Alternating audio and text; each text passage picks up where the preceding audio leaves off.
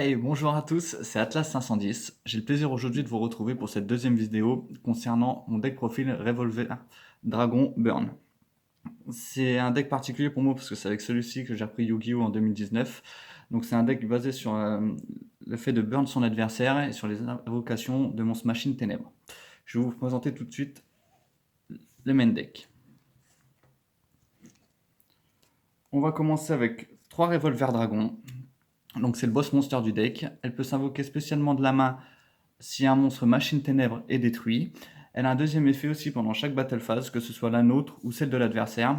On peut lancer une pièce 3 fois, et selon le résultat du lancer, on peut détruire un monstre de l'adversaire, et si on fait 3 fois le même lancer, on peut piocher une carte.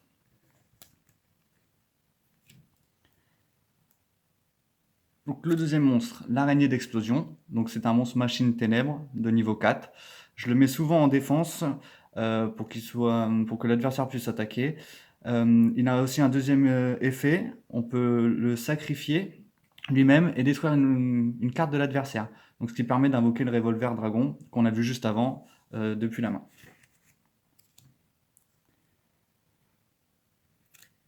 La bombe noire, donc c'est le seul monstre synthoniseur du deck.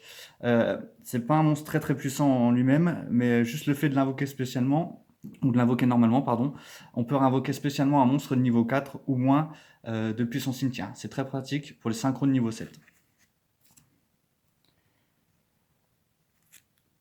La sphère explosive, donc pareil, on la joue x3. Donc là, c'est typiquement une carte pour burn l'adversaire.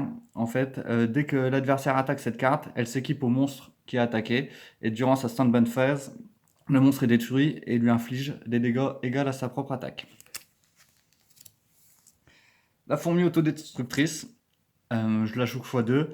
C'est une carte avec un effet flip. Dès que l'adversaire attaque, l'adversaire et moi-même, on prend 1000 points de dégâts, et si elle est détruite, l'adversaire reprend 1000 de dégâts. On joue 2 réflexes Bounder, donc là c'est souvent pareil pour burn l'adversaire, on la met en position d'attaque. Si l'adversaire attaque avec un monstre avec plus d'attaque, c'est lui qui prend les dégâts. Je joue un petit Gizmek Orochi, donc là c'est vraiment pour temporiser, pour faire un peu d'invocation spéciale, parce qu'on n'en a pas beaucoup dans ce deck là. Il suffit de bannir 8 cartes et de l'invoquer spécialement. Je vais jouer pareil 2 autres marshmallows. Ça c'est pour gagner du temps, parce que la carte elle n'est pas destructible au combat. Et quand l'adversaire attaque et qu'elle est flip, il prend 1000 de dommages aussi. Et je vais jouer 2 N-Trap, Floraison de Cendre et Ghost Ogre. Donc là c'est juste ce qui permet en fait d'annuler les effets de pioche de l'adversaire, ce genre de choses. Vraiment, il n'y a pas beaucoup de place au N-Trap, quoique j'essaye d'y travailler pour en placer le plus possible.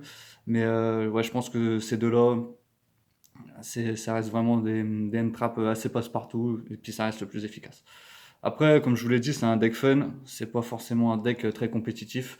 J'essaierai au fil du temps de l'améliorer, j'ai eu quelques petites idées pour que ce soit un peu plus fort, on va dire, et plus consistant. Donc on va continuer avec les cartes pièges. Donc je joue 3 cylindres magiques et un cylindre de magie. Donc en fait, le cylindre magique, c'est tout simple. Je pense que pas mal de gens connaissent. Une fois que l'adversaire attaque, on active le cylindre magique et c'est lui qui prend les dégâts. Par contre, le cylindre de magie, c'est une carte qui est sortie donc dans Burst of Destiny, je crois.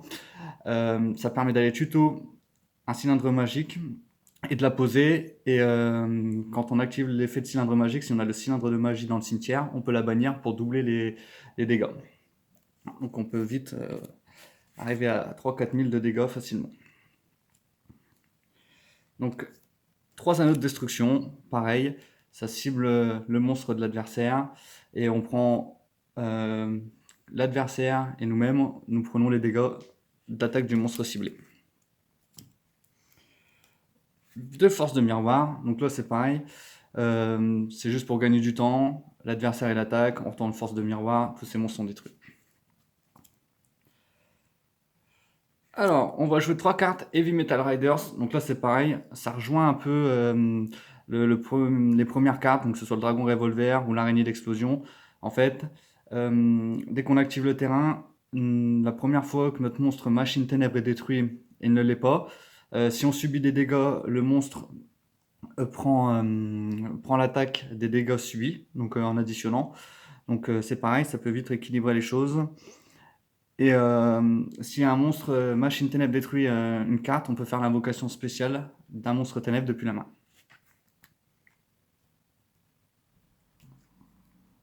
Après, une carte d'exécution. Donc c'est la seule carte de pioche que j'ai dans le deck. Malheureusement, avant, elle n'était pas limitée, donc on pouvait la jouer un peu plus. Mais là, depuis, je crois, 3 ans maintenant, elle est limitée à un seul exemplaire. Donc c'est pareil, on pioche jusqu'à avoir 3 autres cartes. Et à la fin du tour, toutes les cartes qu'on a dans la main vont au cimetière. Je joue 3 codes Critias, donc c'est pareil. C'est pour les cartes d'extra deck, pour le fait qu'on joue des forces de miroir et des anneaux de destruction. Parce qu'il y a une carte, pareil, que vous verrez tout à l'heure dans l'extra deck, qui permet de détruire l'adversaire. Et suivant ce qu'on détruit, on peut infliger des dégâts à l'adversaire. Et derrière ça, je vais jouer un plumeau de Damarpi et deux tourbillons jumeaux. Ça permet de détruire les cartes magie de l'adversaire. Voilà, pour gérer un peu les cartes magie et pièges. Je vais passer à l'extra deck. Je vais jouer un chevalier exciton. Pareil, pour détruire le board adverse. Si l'adversaire a plus de cartes que moi, ça permet de raser le board. Un dragon de la tornade. Pareil, on détache les matériels Xyz, on pète une carte magie sur le terrain. Le Castel Mousquetaire Chasse-Ciel aussi, en x1. Pareil, ça permet de renvoyer les cartes. C'est pour les cartes de l'adversaire dans le deck. Donc on peut gagner du temps. Après, je vais jouer 3 autres Xyz. Le numéro 27, donc le bateau. Donc le cuirassé curanoïde. Qui permet, une fois qu'il est invoqué, il faut 2 monstres de niveau 4. Une fois qu'il est invoqué, on attaque le monstre. Et pendant la même phase 2, on peut détacher un matériel et invoquer un monstre de niveau 10. Donc généralement, j'invoque le super cuirassé. Le super cuirassé, c'est pareil. On détache 2 cartes et on inflige 2000 adversaires. Et si jamais ça suffit pas, par-dessus, je peux invoquer un super cuirassé canon ferroviaire. Donc là, c'est pareil. C'est un monstre qui est difficilement gérable. Il a 4000 d'attaque. Généralement, on finit l'adversaire avec ça. Donc, comme je vous l'ai dit, avec la bombe noire, c'est le seul monstre synthoniseur. C'est un monstre synthoniseur niveau 3. On peut invoquer spécialement un monstre de niveau 4 machine. Donc derrière, je peux faire une synchro dragon rose noir ou un bombardier des ténèbres. Donc le dragon rose noir, ça l'effet pour Ageki. Et le bombardier des chocs des ténèbres, je peux cibler une carte sur mon terrain et la sacrifier et infliger x 200 le nombre infligé par 200 fois le niveau du monstre sacrifié du coup. Je vais jouer un dragon force de miroir, donc là c'est pareil, c'est pour la force de miroir avec le Croc de Critias. Ça fait toujours un monstre à 2800 d'attaquer, son effet est super sympa, s'il est attaqué on peut détruire tous les monstres de l'adversaire. Avec le Croc de Critias, je joue 3 dragons de la destruction, donc voilà, ça me permet, une fois que j'ai invoqué ce monstre là, soit de cibler un monstre et de le détruire, et l'attaque du monstre détruit est infligée au point de vie de l'adversaire. Ou alors juste de péter une carte sur le terrain, que ce soit une magie, un terrain ou un piège. Donc pour nettoyer le board adverse, c'est super efficace. Et derrière, je vais jouer de Link, un Phoenix et Unicorn. Donc Phoenix pareil pour gérer les cartes magie et Unicorn pour envoyer un monstre dans le deck de l'adversaire. Voilà, donc après comme je vous l'ai dit, c'est un deck fun.